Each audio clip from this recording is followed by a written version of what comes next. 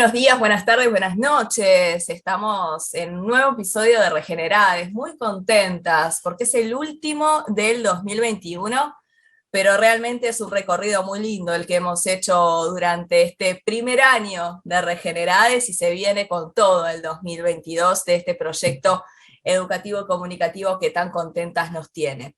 Un tema muy importante que vamos a darle el broche de oro a este primer ciclo, que es lenguaje inclusivo, con una invitada muy especial, Victoria Furtado, investigadora del Instituto de Lingüística de la Facultad de Humanidades y Ciencias de la Educación de la Universidad de la República, con quien vamos a conversar sobre la lengua en debate y el movimiento del lenguaje inclusivo. ¿Cómo andás, Jimé? Bueno, ¿qué tal? Bueno, muy buenos días, buenas tardes, buenas noches. También me encanta que quede como insignia del arranque del episodio. Así que, bueno, sí, la verdad que está bueno terminar con este tema, que es un tema bastante en boga hoy en día, sí, cuestionar la lengua, el lenguaje, cómo nos comunicamos. Así que, primero que nada, vamos a recordarles que nos pueden seguir en Instagram, también se pueden suscribir a nuestro canal en YouTube, donde estamos subiendo todos los episodios, que el año que viene también vamos a continuar, seguramente a partir de febrero o marzo ya reenganchemos, así que estén atentos a las redes sociales para saber cuándo es que hay nuevos episodios y más novedades. Así es, muy contentas de continuar en este proyecto, y para eso queremos contarles un poco más sobre este tema, y ya nos metemos de lleno en un tema muy interesante que a nosotras nos parece importante poder debatirlo también con quienes saben más sobre esto justamente. El lenguaje inclusivo en los últimos años ha estado en debate en los últimos años porque movimientos feministas han impulsado un cambio en el lenguaje, que elimine el uso genérico del masculino en los casos en los que referimos a mujeres, hombres y disidencias, justamente para visibilizar la diversidad.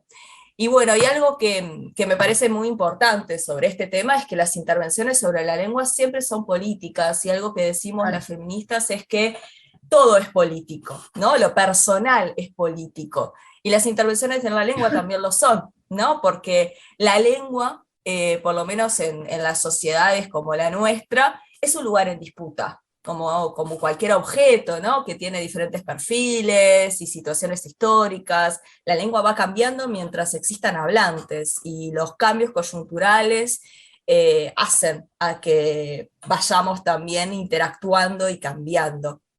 Entonces Sí. también nos parecía a nosotras muy interesante poder conversar sobre este tema tan en boga, y creo que también es importante visibilizar esa desigualdad, que es lo que tiene este movimiento en pos de un lenguaje inclusivo.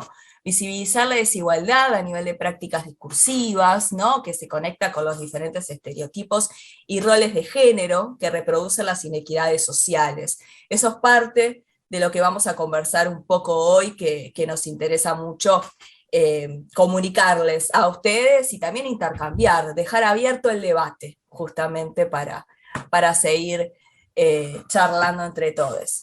Sí, un poco esto de que también trae Butler del género en disputa. Bueno, esto es la lengua en disputa, ¿no? Y cómo también desde Regenerades buscamos eso, ¿no? Cuestionarnos, regenerarnos y al menos poner los temas para charlarlos, para pensarlos, para que puedan estar escuchando este episodio, no sé, en la playa, en su lugar de laburo, en un bondi, y digan, vos, bueno, vamos a investigar más sobre esto, vamos a cuestionarnos un poco algunas prácticas, al menos ya que inicie esa conversación, nos encanta. La UNESCO, Exacto. por ejemplo, André, propone que el lenguaje no es una creación arbitraria de la mente humana, sino que es un producto social e histórico que influye en nuestra percepción de la realidad. Y un poco con esto que vos decías, lo que quiere decir es que el lenguaje no es neutro, ¿sí? Se Claro. nos da como algo neutro, pero en verdad no lo es. Partir de que la lengua, lo que queremos hoy es partir de que la lengua no es sexista, sino que refleja una realidad sexista. No es que la Bien. lengua es excluyente, sino que refleja una realidad de una sociedad que es excluyente. Y como vos Los decías, hablantes, ¿no? Los y las exacto, hablantes son quienes en realidad reflejan exacto, esos estereotipos y esas discriminaciones. exacto. Podríamos interpretarlo, ¿no? Exacto, quienes construimos, quienes vamos dando forma a estos lenguajes, ¿no? Y que también dependen mucho de la época, como vos decías, lo coyuntural, ¿no? No podemos hoy comunicarnos con el español o con el castellano antiguo que se utilizaba en el medioevo, no nos representa porque no representa nuestra realidad hoy en día. Bueno, de la misma manera hay códigos comunicativos que ya no nos representan a la sociedad en la que vivimos hoy, entonces por eso también está bueno ponerlo en disputa. Este masculino genérico, como representación del humano, tiene que ver con una sociedad formada desde el androcentrismo, esta frase renacentista que todos conocemos de el hombre es la medida de todas las cosas, ¿no? Leonardo da Vinci, etcétera, etcétera. Entonces desde ahí es que formamos el mundo y una sociedad que seguimos entendiendo al día de hoy, y no le podemos echar la culpa a la lengua. La lengua es un código de comunicación, sino a los hablantes que construyeron ese código de esa manera, y por lo tanto, primera idea que nos parece como clave es que la lengua es un reflejo de la sociedad, ¿sí? Es una herramienta por medio de la cual nos comunicamos, pero también por medio de la cual pensamos. Entonces, conocemos y pensamos el mundo a través del lenguaje, o sea, no es solamente un medio de comunicación, sino también la forma en la que construimos, representamos y vamos reproduciendo ese mundo. Por eso es tan importante.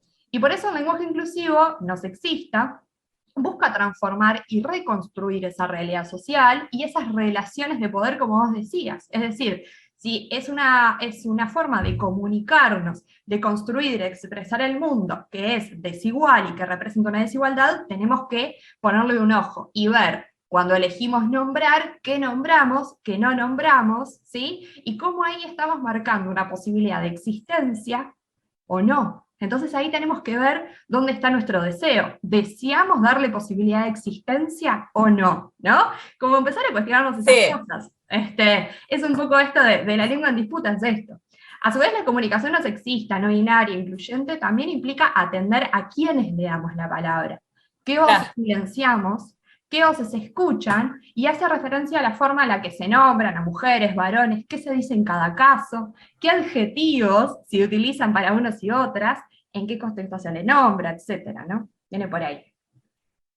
Exacto, eso es también bien importante lo que decías, ¿no? Porque cómo se reproducen los estereotipos, también cómo vemos las diferentes fuentes, ¿no? La diversidad de personas y a quién le damos la palabra. Muchas veces decimos, las mujeres que estamos en una reunión y lleno de hombres y también, bueno, ¿a quién se le da la palabra? También yendo a los ámbitos educativos. Claro. ¿Quiénes hablan más, mujeres o hombres? ¿No? Es como también viendo desde ese lugar. Para revisarlo, hoy en día en una reunión de trabajo, para atender eso, a ver dónde está la palabra, quién centraliza la palabra.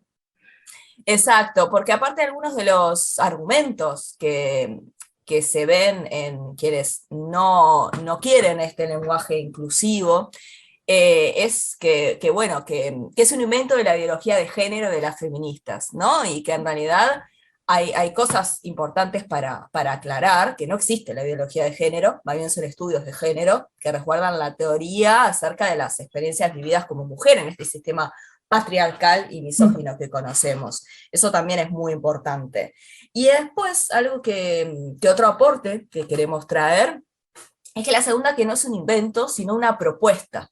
La tercera es que no surge de los movimientos feministas, ya que quien propone la E es Álvaro García Messenger en 1976, un lingüista, hombre, quien tras las críticas se desdijo aludiendo que el sexismo no radica en la lengua misma, sino en las personas. En 1976, recién estamos hablando que ahora se empieza a visibilizar por los movimientos feministas que están en boga, pero ya en la década del 70 empezamos a ver un poco esos temas. Y alguien, una feminista que sí lo trajo, y es por supuesto filósofa, es Teresa Meana. Y que está viva, y que sigue dando charlas sobre eso, está buena también, porque muchas veces necesitamos gente que ya no está. Totalmente, ¿no? Y esta filóloga y docente española habla de algunos puntos muy importantes, que no son necesarias las arrobas ni las para incluir a las mujeres, ¿no? Sino que también hay soluciones más creativas para transformar la lengua, y cuando transformamos el lenguaje, transformamos la realidad. Y hay algo que ella menciona, y que nosotros también estamos de acuerdo, pero lo traemos para seguir conversando con nuestras oyentes y nuestros oyentes, es que la manera que nombramos en este mundo no es neutral, porque el lenguaje considerado universal es el masculino, algo de lo que conversábamos en los primeros minutos de esta charla regenerada. Meana también habla en el 2002, en un manual que recomiendo muchísimo, ¿Por qué las palabras no se las lleva el viento? Realmente es un manual sobre uso de la lengua no sexista, porque a ella habla eso, ¿no? De la lengua no sexista. Dice que no nombrar la diferencia es no respetar el derecho a la existencia y a la representación de esa existencia en el lenguaje, ¿no? Si no nos vemos reflejadas en el lenguaje, no existimos. La importancia de nombrar es algo que también siempre decimos. Si no nombramos algo, no existe. Y también es importante decir la palabra presidenta. Esto es un ejemplo clarísimo.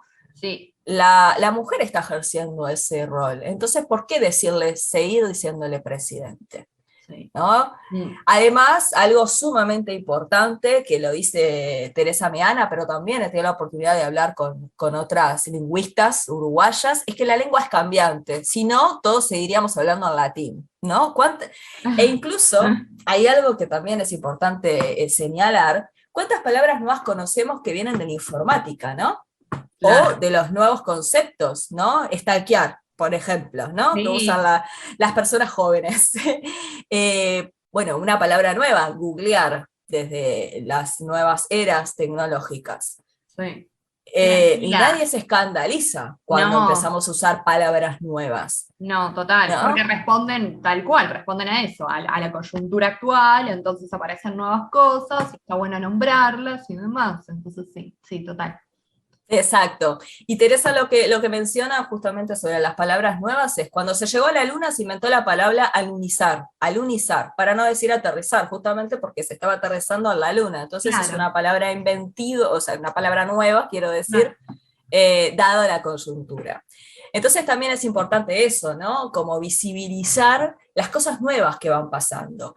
Y también hablar sobre la lengua inclusiva, hablar en lenguaje inclusivo, no quiere decir tampoco hablar con la E, ni con la arroba, ni con la X. Es también nombrar a las personas. Es, por ejemplo, hablar sobre... hay diferentes estrategias que podemos usar, ¿no? La ciudadanía, quiénes, el estudiantado, o sea, utilizar quizás otro tipo de estrategias para visibilizarlo también. Por último, también compartirles una frase de Teresa Meana, que la escribe en su artículo Sexismo en el lenguaje, apuntes básicos. Ella ahí cuestiona y menciona que decir niños y niñas o madres y padres no es una repetición, no es duplicar el lenguaje. Duplicar es hacer una copia igual a otra, y este no es el caso. La diferencia sexual está dada, no es la lengua quien la crea. Lo que debe hacer el lenguaje es nombrarla, simplemente nombrarla, puesto que existe. No nombrar esa diferencia es no respetar el derecho a la existencia y la representación de esa existencia en el lenguaje. Esa frase me parece sumamente enriquecedora también para este debate y dejar también estas charlas y este lenguaje en disputa para seguir compartiendo algunos de los puntos importantes de este tema. Sí, a Teresa Meana nosotros tuvimos la suerte de poder verla hace unos años, hace pocos años, creo que 2015, 2016, en una charla organizada por Cotidiano Mujer de las Jornadas Feministas. Y la verdad que era sorprendente porque ella tenía su parte teórica, pero luego venía con ejemplos prácticos, y todo eso está grabado y está disponible en YouTube, así que pueden buscar Teresa Meana, jornadas de debate feminista y demás. Sigue produciendo, sigue generando conocimiento, así que está bueno para enriquecernos de ella. Y en esto del lenguaje que venimos hablando, una de las grandes instituciones de la lengua española, ¿sí? Es la RAE, ¿no? La Real Academia Española, ¿sí? Que es una especie, cuando te pones a investigar, de secta de película de ciencia ficción, yo le pondría. ¿Por qué? Porque yo, la verdad, no sabía, me puse a investigar un poco para este capítulo sobre la RAE, por qué la tenemos tan en consideración siempre y demás, y lo que encontré es que la RAE se fundó en Madrid en 1713, bajo el reinado de Felipe V y por una iniciativa de Juan Manuel Fernández Pacheco y Zúñiga, inspirado en un modelo de la Academia Francesa, y cuyo propósito, reflejado en sus primeros estatutos, era de trabajar al servicio del idioma español. Ahora, hasta ahí todo muy Bien. bien, pero desde que se fundó, hace más de 300 años, hasta hoy han formado parte de ella un total de 486 personas académicas, 486, es decir, casi 500 personas, de las cuales solamente 11 han sido mujeres. Bueno, qué dato, ¿no? Durante estos Datazo. años existen antecedentes de mujeres que han solicitado el ingreso varias veces, como por ejemplo en 1853, Gertrudis Gómez de Avellaneda, y eso generó en la sociedad y en esa como academia que debía regir el idioma español, un gran debate que ese primer debate culmina en que recién la primera mujer ingresa en el siglo XX. O sea, esto se forma en 1713 y recién en siglo XX, en 1978, o sea, a finales encima del siglo, se empieza a admitir mujeres. Es una locura, o sea, previo a eso hay un montón de antecedentes de peticiones de mujeres y fueron todas no concedidas, porque se entendía lo mismo que se entendía en la época, ¿no? Pero imaginen que ya estamos en una época donde las mujeres votan, o sea, Claro. finales del siglo XX, no estamos hablando de 1800, estamos hablando de finales del siglo XX, la Real Academia Española todavía no admitía mujeres, o sea, para que veamos desde dónde está pensada la RAE. Y desde ese momento, desde 1978 hasta el día de hoy, 2021, solamente han admitido 11 mujeres. Y a su vez, en la dirección hubieron, desde el momento de su creación hasta el día de hoy, 30 direcciones. Duran una cosita las direcciones, porque 30, la verdad, ¿no? 300 años, en 300 años, solo 30 direcciones, y nunca una mujer dirigió la RAE. Tremenda. Después, vas a la RAE y buscas palabras como la que vos hoy decías, presidenta, no aparece, no existe. Te dice, se dice presidente, tenés que ir a presidente y ahí tenés la acepción de que lo podés decir también presidenta, pero en verdad la palabra presidenta no existe. Buscas modista, por ejemplo, modista, y te aparece que modista es para mujer, pero si es varón, se dice modisto. Claro. Raro, ¿no? Como para reflexionar. Ese es un ejemplo, por ejemplo, que Teresa Meana lo dice. Dice, cuando empiezan a surgir los primeros modistas dentro de la profesión, los varones dicen, no, nosotros no somos modistas, somos modistos, ¿no? No somos parteras, somos parteros, etcétera, etcétera. Y nadie lo veía como algo malo, ¿no? Todo lo contrario, era como, perfecto, está bien. Entonces hay como un sesgo ahí de género importante. No hay profesiones o actividades que hagan los varones que se llamen en femenino. No se dice partero o modista un varón, ¿no? Entonces ahí hay como para reflexionar. Por otro lado, a las mujeres se les sigue diciendo médico, presidente, sí, ¿no? Un montón de cosas que todavía parece que cuesta cambiar. Y en estas cosas que vos decías, yo busqué también algunas palabras, y por ejemplo, almóndiga está en la RAE. Estoquear y todas esas palabras también, o sea, hay un montón, 800 palabras que están en la RAE. Y por otro lado, también decimos un montón de eufemismos que creamos a partir de la lengua, que no están en la RAE, y los decimos, y nos comunicamos, ¿no? Y no pasa nada. Y no pasa nada. Sí, sí, pero eso que vos mencionabas es re importante, ¿no? Cómo visibilizamos la desigualdad a nivel de las prácticas discursivas. Y estas palabras hacen las diferencias que tienen que ver con la división sexual del trabajo y una asociación de menos valor con las tareas reproductivas típicamente asociadas a las mujeres en nuestra cultura, ¿no? Por eso el lenguaje es un factor más que contribuye a transformar y reproducir esta desigualdad sexogenérica en nuestras sociedades, y es bien importante poner este lenguaje en debate. Hay algo también que leyendo y conversando con algunas lingüistas, algunos de los típicos argumentos de quienes están en contra del lenguaje inclusivo es que la lengua se va a desarmar o se va a morir si seguimos transformándola. Y eso no es así, porque justamente ocurre todo lo contrario. La lengua debe cambiar para vivir. Las lenguas muertas no están porque dejaron de usarse justamente. Claro, exacto.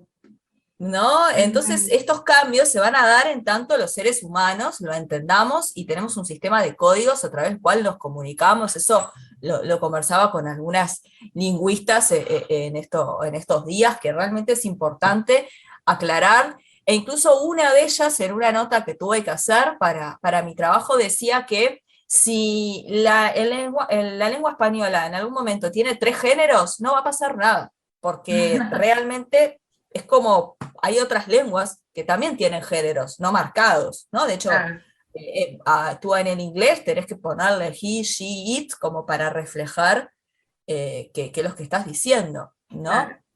Entonces, eso también es importante, ¿no? Las lenguas representan un reflejo de la sociedad y van cambiando. Lo que sí a veces me pasa como comunicadora, que trabajo en una institución, me surgen unas problemáticas para visibilizar a toda la comunidad. Eso sí realmente pasa y es una inquietante, una inquietud. Pará, Andrea, acá te hago un paréntesis, porque a ver, primero nosotras no somos especialistas en lingüística, ni mucho menos, vos más cerca, porque de último estudiaste comunicación, yo puedo haber estudiado algo social, estudié sociología, pero bueno, igual no es que tenemos como esta cuestión de por qué la lengua y desde dónde. Pero y por otro lado, también nosotras, por la mayor parte de nuestra vida, ¿no? Nos comunicamos en un lenguaje no inclusivo, en un lenguaje que nombraba solamente a los varones, ¿no? Y cuántas veces estábamos en reuniones de mujeres, éramos todas mujeres y decíamos nosotros. O éramos, no sé, 10 mujeres, un varón, y decíamos nosotras, porque ¿cómo le vamos a excluir? En vez de decir nosotras, no, es como, o nosotros. Recién me acuerdo cuando trabajábamos juntas que se estaba empezando a incorporar acá en Uruguay y en otros países ya estaba el uso de la E, lo empezábamos a incorporar en algunos, en algunos papeles, trabajos y demás. Entonces, realmente, o sea, estamos como en ese momento también de cambio, y para nosotras, en las instituciones en las que trabajamos, me imagino vos en una institución de comunicación, sigue siendo un desafío, sigue siendo algo como para reconstruir y regenerar todos los días, ¿no? Exacto, sí, por eso nos interpela, y estos temas que también traemos nosotras a Regenerar es eso, ¿no? Temas que nos regeneran, que nos interpelan, que nos movilizan y que también queremos compartir para ir viendo entre todos y todas algunas cuestiones.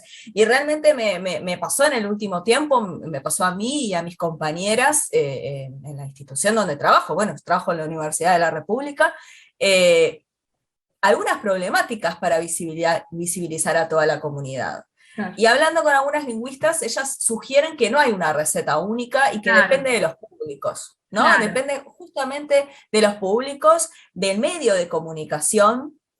Por ejemplo, si tú vas a usar una red social, ¿y qué red social? Si es Twitter, si es Instagram, si es Facebook. También si vas a escribir una nota, si vas a hacer un video. O sea, depende mucho de los públicos. O incluso si vas a escribir un informe.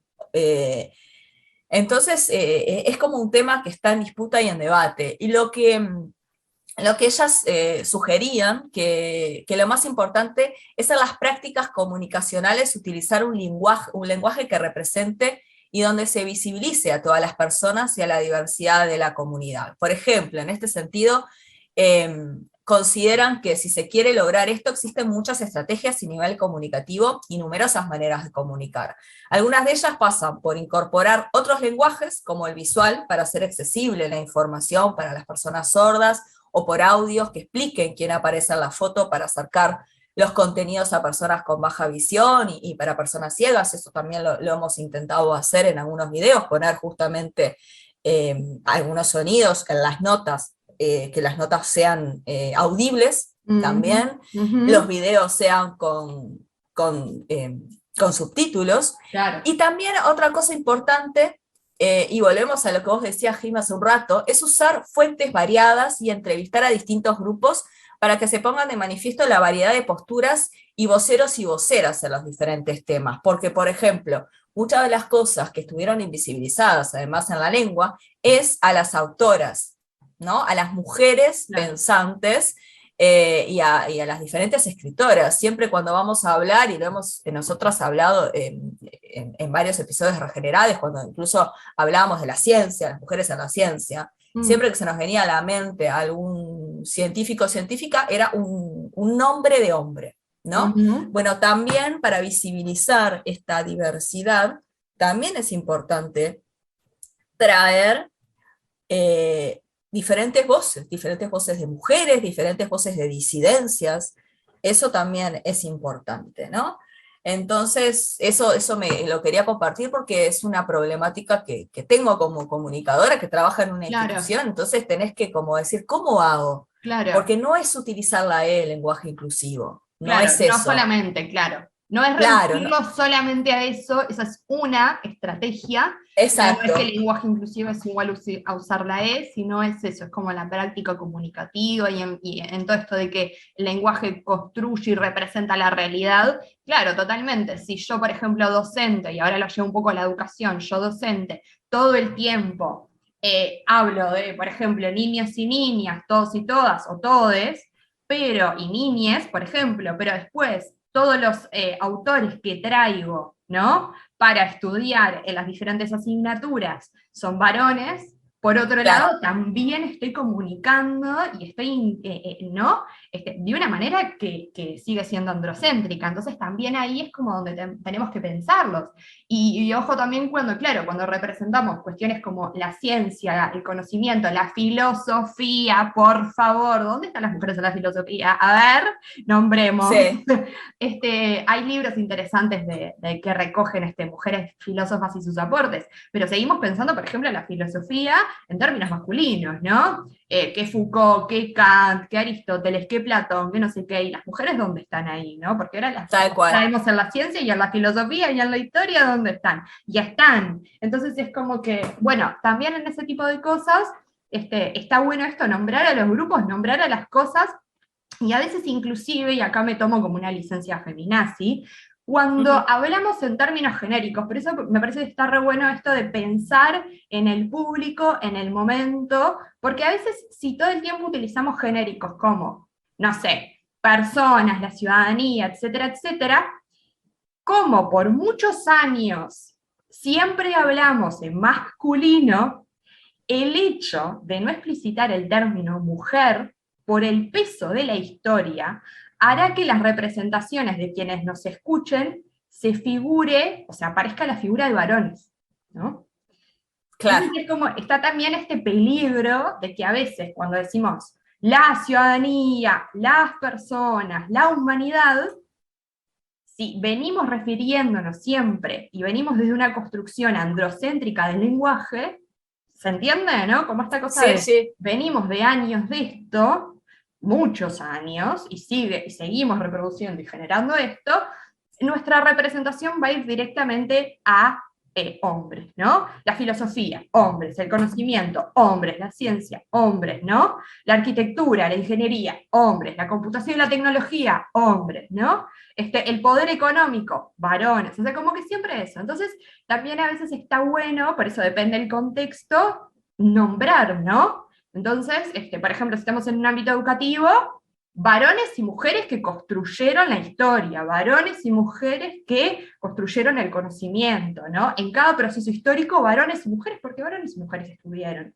Y también, obviamente, no por eso hacer caso omiso al sistema patriarcal androcéntrico que hacía que esos roles estuvieran bien divididos, ¿no? ¿Dónde estaban los varones?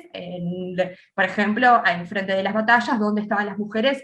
En los lugares más invisibles, ¿no? Siendo como las mulas de hoy en día, las que pasaban la información, pero a través del secreto, porque claro, como por el rol de género no se esperaba que la mujer fuera combativa, estaban en esos roles, pero igual estaban, entonces es como resignificar eso. Por eso me parece que está bueno. Y evitar mostrar a las mujeres como apéndice de los hombres, que sigue pasando. Por supuesto. Sigue viendo en textos de estudio que dice, por ejemplo, cosas como los migrantes y sus familias, ¿no? O esta cosa de por ejemplo, que se equipara a las mujeres con la infancia. Entonces dice, 10 tripulantes, entre ellas 3 mujeres y 2 niños. O que se escuchaba en Bueno, fila, me acuerdo en las películas, ¿no? De época y todo, que era como, salven a las mujeres y los niños, póngalos en el primer bote, salven a las mujeres y los niños, como siempre equiparando las mujeres con los niños, ¿no? sí. Eso me parece que está bueno, ¿no? Así que hay como, por suerte hay guías, hay piques, y se busca en internet, en YouTube y demás, hay un montón de cosas que por lo menos nos hacen pensar, y ahora vamos a empezar a escuchar los audios que nos mandó Victoria Furtado, que tienen un montón de jugo ahí también para seguir pensando esto. Exacto, y también un apunte más que a todo este debate antes de escuchar a Victoria, es que a la hora de tomar opciones acerca de los usos del lenguaje inclusivo, también es importante no solo considerar el lenguaje no sexista, sino también el antirracista y antidiscriminatorio de las diversidades, ¿no? Entonces también a la hora de nombrar, ¿no? De nombrar, de visibilizar y de usar fuentes y de dar la palabra, también eso es diversidad. Considerar también las cuestiones antirracistas y antidiscriminatorias y visibilizar las disidencias también. Así que eso me parece que es re importante, y no quedarnos solo con el debate de el uso de la E, de la arroba y de la X. Me parece que ahí estamos hablando de un aspecto muy cortito, y creo que el lenguaje inclusivo y el visibilizar la diversidad a través del lenguaje que utilizamos va mucho más allá que eso, ¿no? Me parece. No, y tal cual. Te pasará a vos lo mismo y le pasará a quienes nos estén escuchando. ¿Cuántas personas conocemos que utilizan la E, famosos aliades, por ejemplo, utilizan la E en toda su comunicación, o varones que se pintan las uñas y después tienen prácticas recontra sexistas, recontra misóginas, ¿no? Entonces, o lo mismo, si yo me comunico con la E, pero no adapto los materiales educativos para una persona que necesita comunicarse a través de pictogramas, o necesita algún tipo de adecuación curricular, ¿no? Que ni siquiera debería existir la adecuación curricular, o sea, debería, pero ya desde el diseño curricular, no desde en el momento, ¿no? Entonces, ese tipo de cosas también hacen al lenguaje inclusivo, ¿no? Yo no puedo tener en mi aula, en mi espacio educativo, donde trabaje, ¿no? Personas que estén por fuera de los códigos, ¿no? De comunicación. O como vos decías hoy, personas que no estén participando de la reunión. O sea, vamos a una reunión de un sindicato, de lo que sea, ¿no? Son primeras cosas que se me vienen en la cabeza. Y siempre las mismas voces, Claro. liderando la discusión, o sea, ese tipo de cosas que, claro, que te hartan, ¿no? Sí, las mismas voces liderando la discusión y en los espacios de poder. Y en los Que también espacios de eso poder, claro. se ve mucho también, mencionaste una palabra clave, ¿no? El sindicato, en diferentes espacios que realmente son importantes ocupar. Muchas veces las mujeres ocupamos los sindicatos, pero no estamos en los lugares de poder. Claro, Y los sindicatos es un lugar donde realmente el lenguaje inclusivo se utiliza muchísimo. Y claro. realmente es importante no solamente utilizar el lenguaje inclusivo, sino incluir a las mujeres y disidencias, a todos y todas. Entonces ahí es cuando realmente hace un poquito de ruido. Y esto de la figura del aliade, que es claramente, tendremos que hacer un episodio específicamente de esto.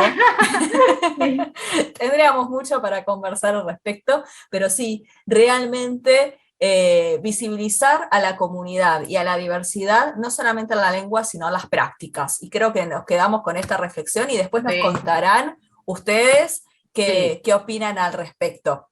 Sí. Y me gustaría también pasar a escuchar a Victoria.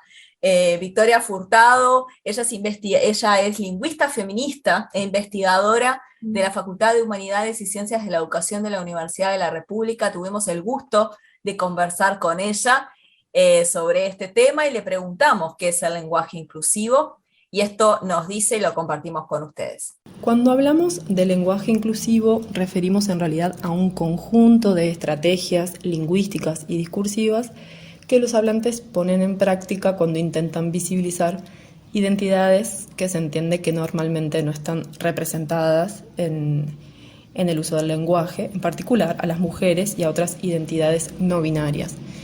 Entonces, las estrategias inclusivas en las prácticas lingüísticas de los hablantes, sean estas orales o escritas, son un modo de marcar, de visibilizar esas otras identidades, Y por supuesto que esto está llevado adelante por quienes entienden, o estas prácticas lingüísticas, digamos, son usadas por quienes entienden que si queremos visibilizar a estas identidades, a estas personas que componen el mundo social o un determinado grupo, necesitamos nombrarlas explícitamente. Entonces se desarrollan allí un conjunto de estrategias que permiten esa visibilización.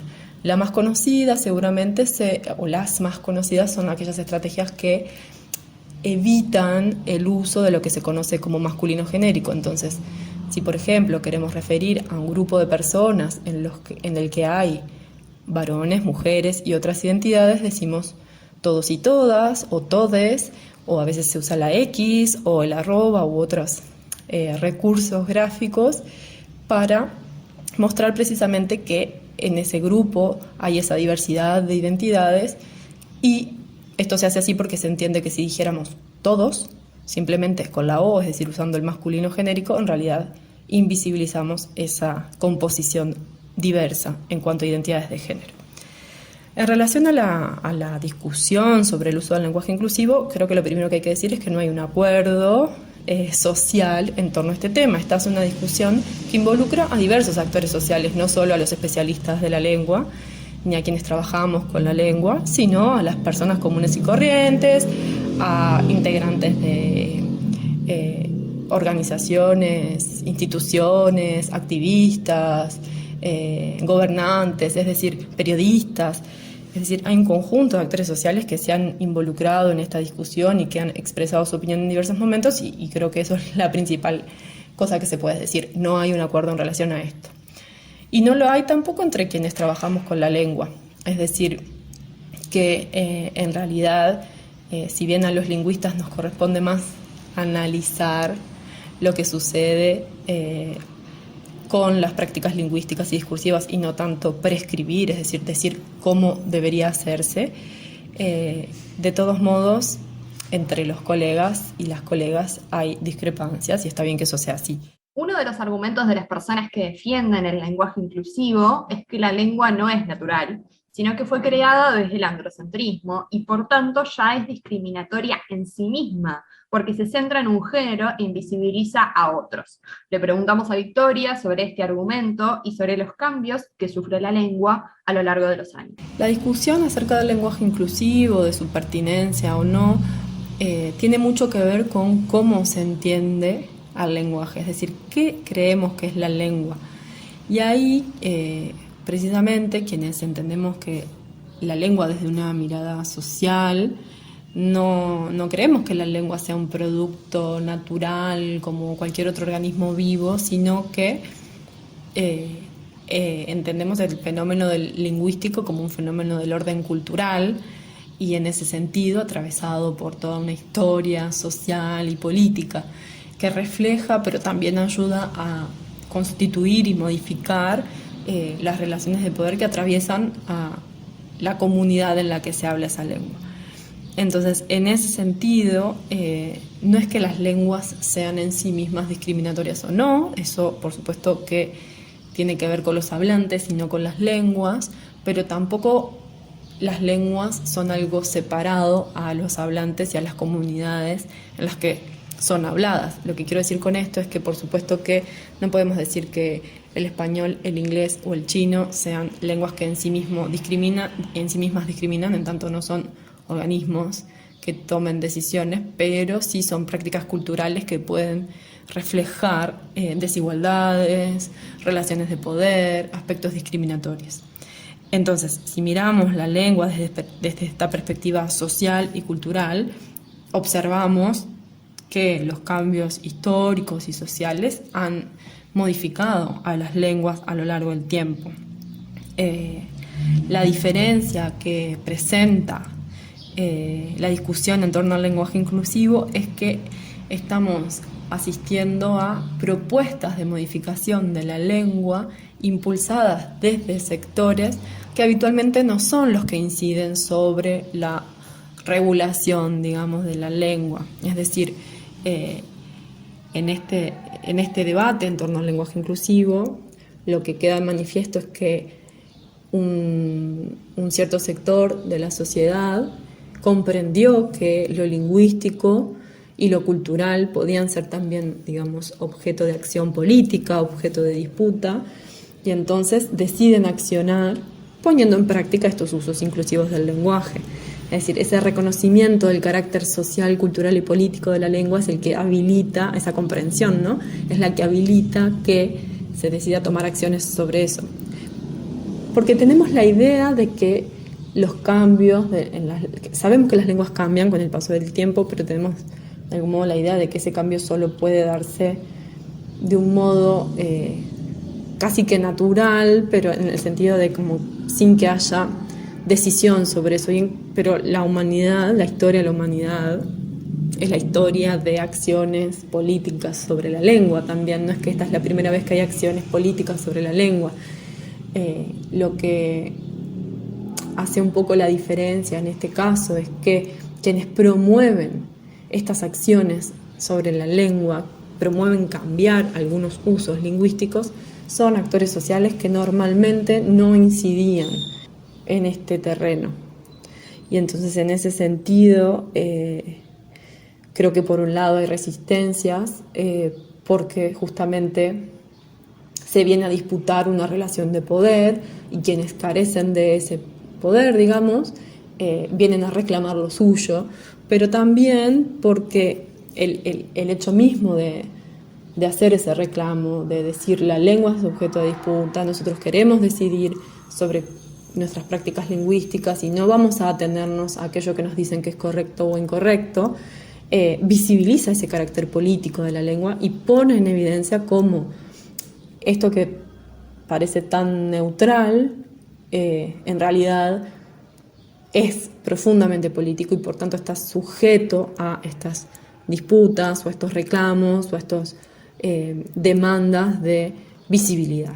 También le consultamos a Victoria sobre qué iniciativas o herramientas nos puede sugerir para que en las prácticas comunicacionales utilicemos un lenguaje que represente a todas las personas, y esto nos dijo. La principal recomendación que yo haría es preguntar a nuestros y nuestras interlocutores y interlocutoras con qué se sienten más cómodos, cómo quieren que se los nombre, y entonces salirnos un poco de ese lugar de lo que cada uno cree que es correcto para ubicarnos en ese lugar de la lengua como vínculo, como puente con el otro, que nos ayuda a encontrarnos con la otredad. Y en ese sentido, creo que más que una herramienta concreta, una estrategia concreta, a lo que invito es a preguntar y a incorporar en nuestras prácticas lingüísticas aquello que hace más cómodo, aquello que es más cómodo para quienes nos rodean. Creo que esto también es posible a nivel de las instituciones, es decir, en las prácticas comunicacionales institucionales, en lugar de prescribir tal o cual estrategia, decir esto es lo que hay que hacer. Creo que el verdadero cambio pasa por no decirle a nadie cómo tiene que hablar, y en ese sentido podemos sugerir herramientas pero no imponer, porque si lo que estamos cuestionando es esta norma que es el masculino genérico, con la cual no nos sentimos representadas y representados o cómodos y cómodas, entonces no sustituyamos una norma por otra, sino que ampliemos el abanico de posibilidades para que cada quien ponga en práctica aquello con lo que se siente más cómodo.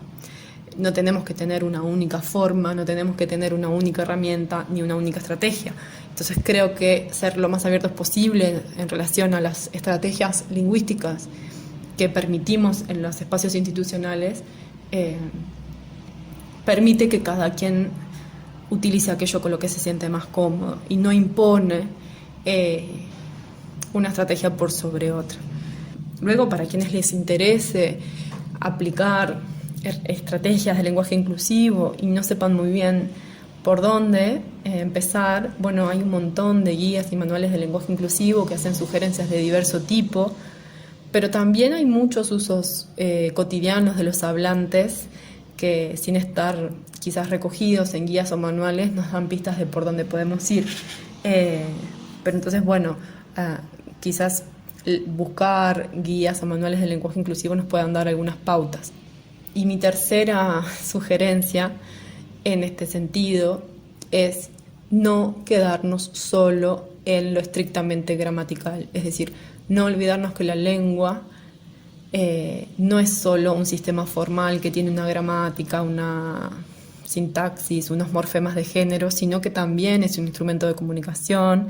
La lengua también es discurso, y en ese sentido, entonces, podemos tener una serie de estrategias inclusivas que apunten al nivel gramatical de la lengua, pero no nos olvidemos nunca de qué pasa con la interacción. Es decir, yo puedo decir todos y todas y todes y ser muy inclusivo o muy inclusiva en ese sentido, pero luego cada vez que habla una mujer o una persona no binaria, interrumpirle, no respetar su palabra, su turno de palabra, desvalorizar sus dichos. Entonces, pensemos también, esa es mi sugerencia quizás la más fuerte, en la lengua como interacción y como discurso, y entonces qué prácticas en la interacción con otras personas habilitan la palabra de esas otras identidades y no solo como las reflejamos en el nivel gramatical.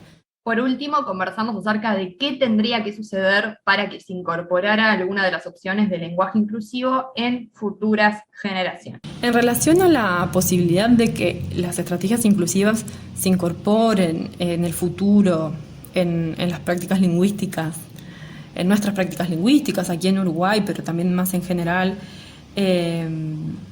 y en relación también a qué extensión podría tener eso, si se generalizaría o quedaría reducido a un grupo o sector de la población, es muy difícil responder porque no tenemos herramientas que nos permitan predecir lo que va a suceder en el futuro.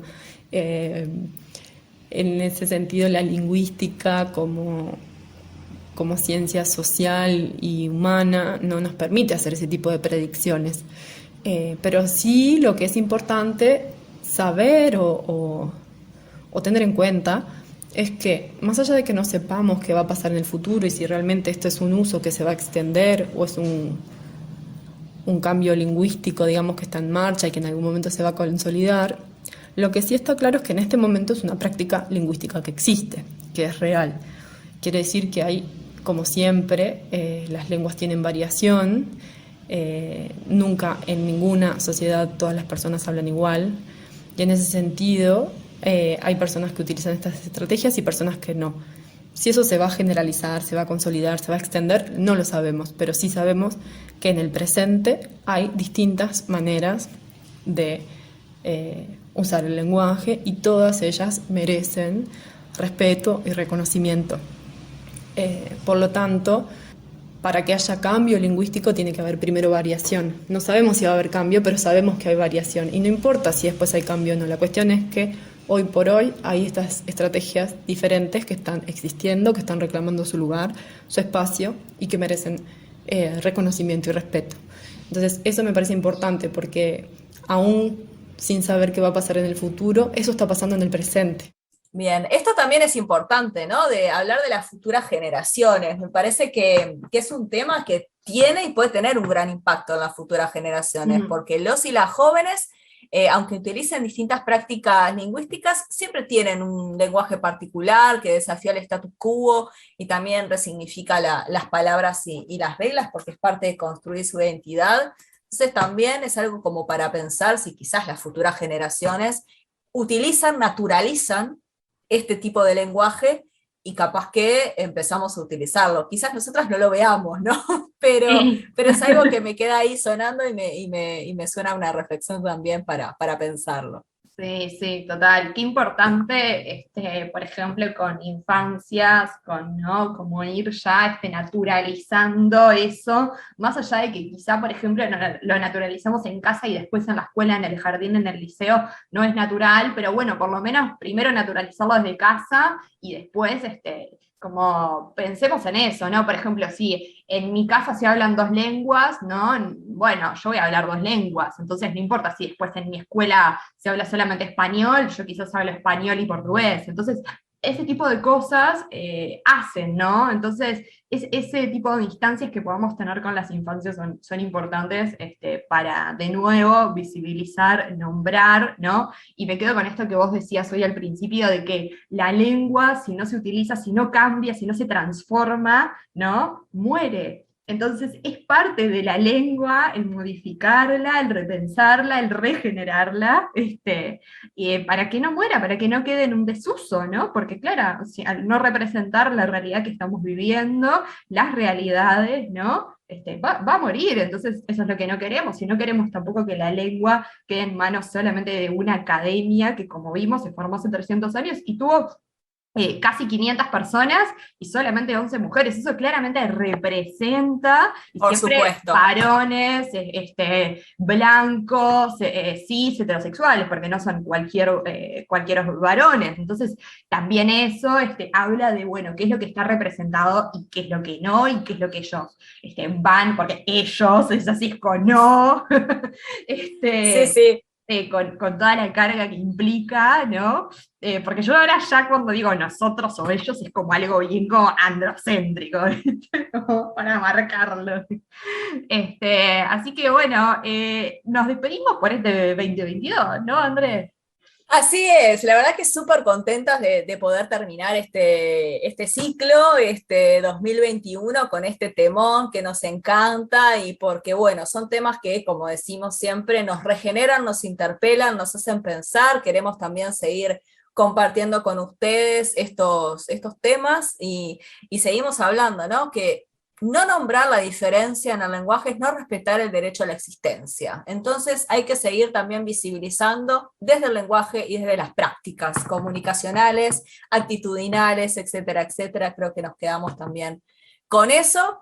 Esperamos que hayan disfrutado este episodio tanto como nosotras, lo que nos contó Victoria, que fue espectacular. Y por supuesto que nos sigan en las redes sociales, que se suscriban a nuestro canal en YouTube, donde están viendo, escuchando este podcast que con tanto amor estamos poniéndole a este proyecto de Regenerades. Suscríbanse, es gratis la suscripción y nos ayuda muchísimo. Claro. Es muchísimo la ayuda para nosotras poder seguir creciendo, y se viene un 2022 con mucha fuerza y con muchas ganas que tenemos para compartir, que ya les vamos a ir adelantando en nuestro Instagram, que es la red social que hoy tenemos. En Instagram síganos en Regenerades y compartan también sus impresiones, tanto en YouTube como en Instagram, en los mensajes que nos dejan. ¿Qué piensan sobre el lenguaje inclusivo? Es importante también para seguir compartiendo e interactuando. Sí, también como esas prácticas de uso, ¿no? ¿Qué pasa cuando empezamos a utilizarlo con nuestra familia? ¿Qué pasa cuando empezamos a utilizarlo en nuestro trabajo? A mí me pasó por años de trabajar en el mundo educativo y social y tener hasta el día de hoy enormes resistencias con el mundo, ¿no? De que te terminan después gastando porque, las galletas todo y todes, no sé qué, el mate, la mata, bueno, como un montón de cosas así, pero bueno, ahí la lucha de que no es por un tema de razón, sino que también está bueno como cuando incomodás a algo que viene hace 300 años inmóvil y lo empezás a incomodar y genera todo eso, está genial, ¿no? Sin duda, es buenísimo. Sí, total. Así que bueno, nada, felices fiestas a quienes celebran fiestas o se juntan a chupar, lo que sea. Divino momento para descansar un poco también la cabeza y disfrutar en familia, con amigues o con quien quieran, con un vino al lado, lo que sea. Pero por favor, si van a hacer regalos a infancias, no regalen juguetes sexistas. Pueden ir a escuchar por favor el episodio de Juguetes y Género, o pueden buscar en internet, ahí hay un montón de manuales, referencias y todo, y un montón cada vez más de emprendimientos y de cosas hermosas para regalar a infancias, que estimulan mucho más la creatividad y demás, que muchos juguetes que ya vienen con todo performado y no hay mucho como para hacer con eso. Así que, y encima reproducen estereotipos de género. Así que por favor, y bueno, digan todo lo que tengan que decir en la mesa familiar. No se guarden nada. Eso es muy bueno, muy bueno. Sigamos regenerándonos con temas que nos movilizan, y tratemos de también traerlos a la mesa familiar. Muchas gracias por acompañarnos en este ciclo, 14 episodios, y vamos por mucho más, amiga. Un gusto compartir nuevamente este Regenerades contigo, Jimena García. Contigo también, Andrea Camarano. Bueno, nos vemos. Un beso grande. Hasta el 20. Abrazo, así es, abrazo para todos y todas. Hasta la próxima.